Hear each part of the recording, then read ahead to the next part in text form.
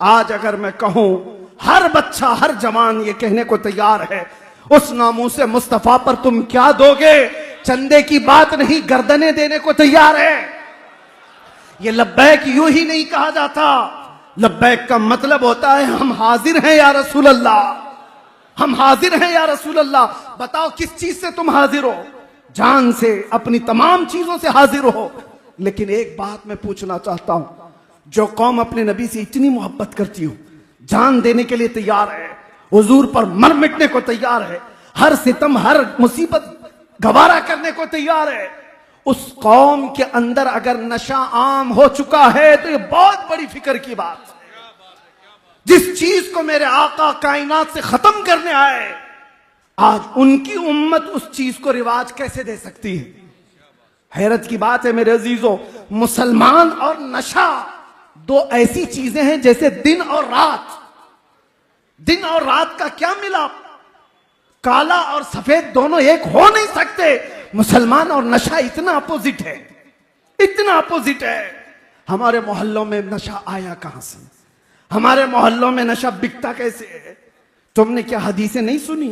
वो सहाबा तो पहले हराम नहीं हुई थी इसलिए इस्तेमाल कर रहे थे। हम तो पैदाइशी कानों में सुनते आ रहे कि हराम है, हराम है, हराम है। अभी तुम्हें और कोई हराम करने वाला नहीं आने वाला है। पहले से हराम चीज तुम्हारे सामने है। कौन है जो हमारे बच्चों को इस आवारगी में आज मुब्तला कर दिया?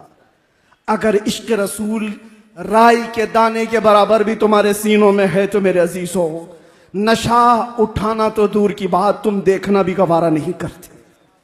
तुम्हारे सरों पर जिसकी इज्जत लगी हुई है वो मेरे मुस्तफा की है। दुनिया तुम्हें तुम्हारे नाम से नहीं, मेरे नबी के नाम से पहचानती। हमारी अपनी क्या पहचान है? हमारी अपनी क्या पहचान है? अगर मुस्तफा के ना होते तो हम जिंदा चलती फिरती लाशें होते। हमें कौन मुंह लगाता? आज हमें दुनिया देखती है तो नबी के नाम पर देखती है।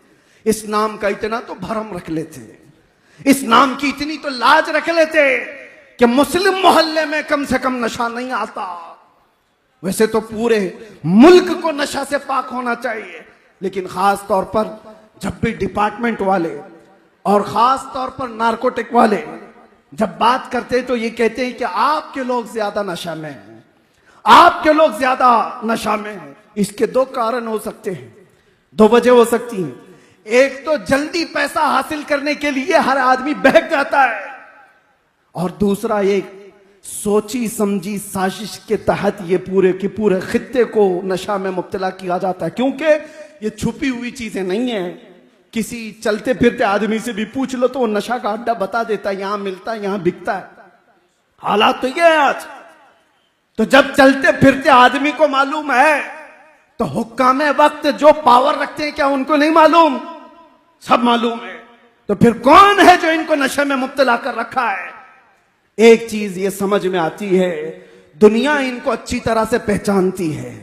ये आम लोग नहीं है, ये आम लोग नहीं है, ये मोहम्मद अरबी के शेर हैं। इनको नशा में इतना सुलाओ कि उठने की हिम्मत ना हो। जिस दिन ये उठ गया तो अच्छे अच्छों का सोना हराम कर सकता है। नहीं उठना चाहिए, नहीं उठना चाहिए। तुम्हें इस तरह से आज पूरी दुनिया में, सिर्फ नशा यहां नहीं है, सऊदी भी मुब्तला है इसमें। अरब की कई कंट्रीज ऐसी हैं जहां सब मुब्तला है, और बगैर किसी पावरफुल जरिए के ये चीज नहीं होती। हजरत इतनी फिक्र के साथ मुझसे कह रहे थे कि दिल दर्द करता है जब अपने बच्चों को नशा में देखते हैं।